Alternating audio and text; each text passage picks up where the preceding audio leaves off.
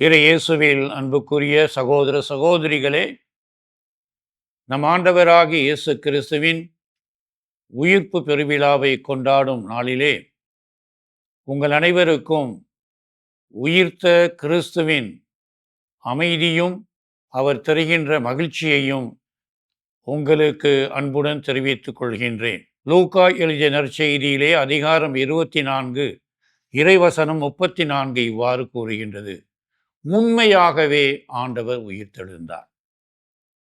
இதனையே புனித பவுல் கொரிந்தியருக்கு எழுதிய திருமுகத்திலே, முதல் திருமுகத்திலே அதிகாரம் 15 இறைவசனம் 12 20 வரை இவ்வாறு கூறுவார்: கிறிஸ்து உயிர்த்து இயலாவிடின் நாங்கள் பறைசாற்றுகின்ற நற்செய்தி வீண், நீங்கள் கொண்டிருக்கின்ற நம்பிக்கையும் பொருளற்றதாக ஆகும் என்று.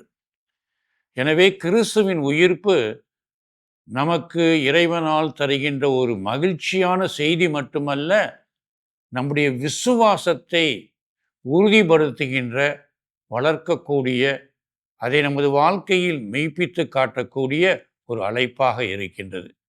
இன்றைய தினத்திலே உங்கள் அனைவரையும் வாழ்த்துகின்றேன்.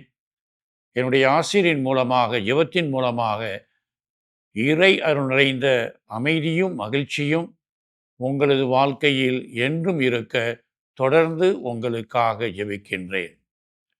மீண்டும் உங்களுக்கு உயிர்த்த கிறிஸ்துவின் ஆசீரும் அமைதியும் மகிழ்ச்சியும்.